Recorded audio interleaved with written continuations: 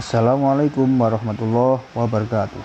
Anak-anak, kali ini kita akan mempelajari bab pertama, yaitu peran Indonesia dalam perdamaian dunia. Kita tahu bahwa Indonesia ini adalah negara yang cinta akan perdamaian. Hal ini dibuktikan bahwa salah satu tujuan negara Indonesia, sebagaimana yang tercantum dalam pembukaan Undang-Undang Dasar 1945 di alinea keempat, yang bunyinya ikut melaksanakan ketertiban dunia yang berdasarkan kemerdekaan, perdamaian abadi, dan keadilan sosial. Sebagai bagian dari masyarakat internasional, Indonesia tentunya harus melakukan hubungan dengan negara lain. Dan di dunia ini memang tidak ada satu negara pun yang tidak menjalin hubungan dengan negara lain. Nah, inilah yang nanti disebut sebagai hubungan internasional. Hubungan internasional adalah hubungan antar bangsa dalam segala aspeknya yang dilakukan oleh suatu negara untuk mencapai kepentingan nasional negara tersebut. Hubungan internasional merupakan kegiatan interaksi manusia antar negara, baik secara individual maupun kelompok. Faktor-faktor yang mendorong suatu negara melakukan hubungan internasional adalah yang pertama, faktor kodrat manusia sebagai makhluk sosial atau zon politikon, bahwa suatu negara tidak akan bisa hidup sendiri tanpa ada negara lainnya. Sama seperti manusia satu tidak bisa hidup sendiri tanpa membutuhkan manusia lainnya. Faktor kedua, faktor wilayah yang saling berjauhan. Ini akan mengakibatkan timbulnya kerjasama regional maupun kerjasama internasional. Ketiga, faktor pertumbuhan bangsa dan negara itu sendiri. Keempat, faktor kepentingan nasional yang tidak selamanya dapat dipenuhi di dalam negeri sendiri. Kelima, faktor tanggung jawab sebagai warga dunia untuk mewujudkan kehidupan dunia yang tertib, aman, damai, adil, dan merata. Dalam melakukan hubungan dan kerjasama internasional, ada prinsip-prinsip yang harus dijunjung tinggi oleh masing-masing negara, yaitu pertama, hubungan dan kerjasama internasional hendaknya saling menguntungkan dan tidak ada pihak yang merasa dirugikan. Kedua, masing-masing pihak yang melakukan hubungan internasional tidak menyampuri urusan dalam negara lain. Ketiga, hubungan internasional ditujukan untuk kepentingan negara dan demi kesejahteraan rakyat. 4. Dilandasi oleh politik luar negeri yang bebas dan aktif. 5. Saling menjunjung persamaan derajat dan menghargai antar bangsa yang dilandasi oleh prinsip kemerdekaan, perdamaian abadi, dan keadilan sosial. Selain prinsip-prinsip tersebut, juga ada asas-asas yang harus dijunjung tinggi oleh tiap negara dalam melaksanakan hubungan internasional. Asas teritorial adalah suatu negara mempunyai kekuasaan secara penuh untuk memberlakukan hukum atas semua orang dan barang yang berada di wilayahnya. Asas kebangsaan, yaitu dimanapun seseorang berada, selama seorang itu masih menjadi warga negara suatu negara, maka orang tersebut masih tetap berada di bawah hukum negaranya itu. Asas kepentingan umum, yaitu suatu negara dapat menyesuaikan diri terhadap semua keadaan untuk membela kepentingan umum. Dalam kehidupan internasional, hubungan internasional sangat penting. Ini yang pertama, untuk memelihara dan menciptakan hidup berdampingan secara damai dan adil dengan bangsa lain. Kemudian, untuk mencegah dan menyelesaikan konflik, perselisihan, permusuhan, atau persengketaan yang bisa mengancam perdamaian dunia. Kemudian, untuk mengembangkan cara menyelesaikan masalah secara damai melalui perundingan dan diplomasi, untuk membangun solidaritas dan sikap saling menghormati antar bangsa. untuk membantu bangsa lain yang terancam keberadaannya sebagai akibat pelanggaran atas hak kemerdekaan yang dimiliki. Kemudian untuk berpartisipasi dalam rangka ikut melaksanakan ketertiban dunia berdasarkan kemerdekaan, perdamaian abadi, dan keadilan sosial. Juga untuk menjamin kelangsungan hidup bangsa dan negara, kelangsungan keberadaan dan kehadirannya di tengah-tengah bangsa lain.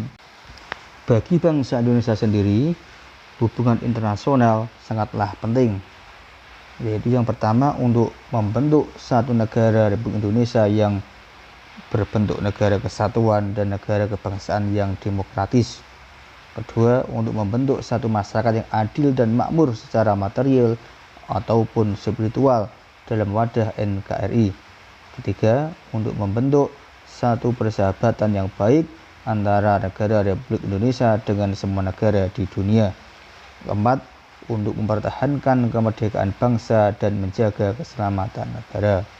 Kelima, memperoleh barang-barang yang diperoleh dari luar untuk membesar kemakmuran rakyat apabila barang-barang tersebut belum bisa dihasilkan sendiri di Indonesia. Kelima, meningkatkan perdamaian internasional dan meningkatkan persaudaraan segala bangsa sebagai pelaksanaan cita-cita yang tersimbol di dalam Pancasila. Dalam melakukan hubungan internasional dengan negara-negara lain, Indonesia berpedoman pada politik luar negeri. Politik luar negeri adalah kebijakan atau sekumpulan kebijakan yang ditetapkan oleh suatu negara untuk mengatur hubungan dengan negara lain. Kebijakan politik suatu negara harus sesuai dengan kepentingan nasional dari negara yang bersangkutan. Kepentingan nasional adalah tujuan-tujuan nyata yang ditetapkan oleh suatu negara dalam kurun waktu tertentu. Adapun tujuan nasional negara Indonesia adalah sebagaimana yang tercantum dalam pembukaan Undang-Undang Dasar Negara Republik Indonesia tahun 1945 alinea keempat, yaitu 1. Melindungi segenap bangsa Indonesia dan seluruh tumpah darah Indonesia. 2. Memajukan kesejahteraan umum. 3. Mencerdaskan kehidupan bangsa. Dan 4. Ikut melaksanakan ketertiban dunia yang berdasarkan kemerdekaan, perdamaian abadi, dan keadilan sosial. Politik luar negeri Indonesia dikenal dengan politik luar negeri bebas dan aktif. Bebas artinya Indonesia bebas untuk menentukan sikap politik dalam dunia internasional tanpa ada intervensi dari manapun. Bebas juga artinya bahwa Indonesia tidak memihak kepada kekuatan-kekuatan yang tidak sesuai dengan kepribadian bangsa Indonesia sebagaimana yang diajarkan dalam Pancasila.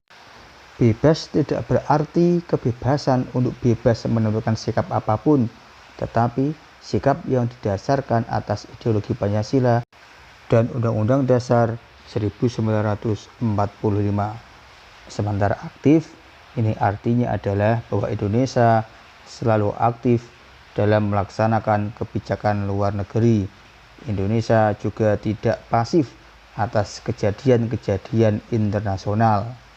Indonesia selalu aktif dalam arti ikut melaksanakan ketertiban dunia berdasarkan kemerdekaan, perdamaian abadi, dan keadilan sosial. Dalam menyelenggarakan hubungan internasional, ada sarana-sarana yang biasanya digunakan. Yang pertama adalah melalui jalur diplomasi. Diplomasi merupakan seluruh kegiatan untuk melaksanakan politik luar negeri suatu negara dalam hubungannya dengan bangsa dan negara lain. Adapun pejabat yang bertugas untuk melaksanakan diplomasi disebut sebagai diplomat.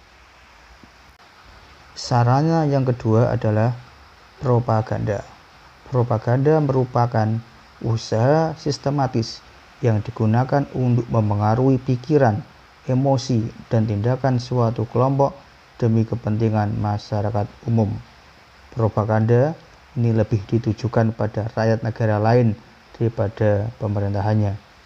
Propaganda untuk keuntungan diri sendiri benar-benar perjuangan untuk kepentingan nasional dari negara yang membuat propaganda itu.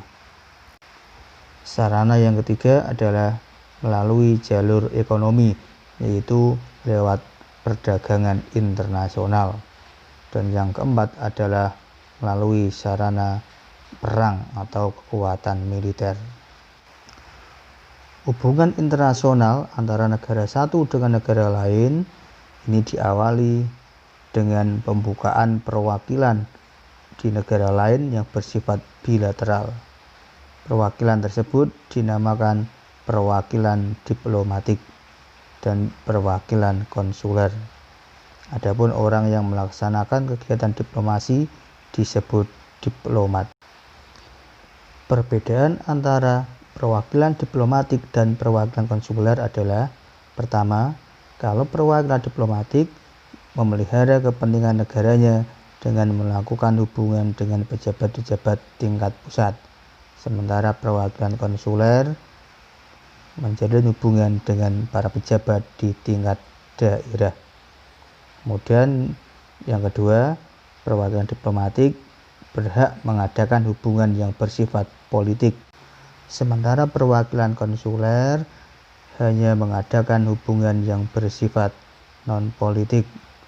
Ketiga, perwakilan diplomatik ini dalam satu negara hanya terdapat satu perwakilan diplomatik saja, yaitu bertempat di ibu kota. Sedangkan perwakilan konsuler dalam satu negara bisa terdapat lebih dari satu perwakilan konsuler. Dan yang keempat, perwakilan politik ini mempunyai hak ekstra teritorial, artinya tidak tunduk pada pelaksanaan kekuasaan peradilan. Sementara perwakilan konsuler tidak punya hak ekstra teritorial.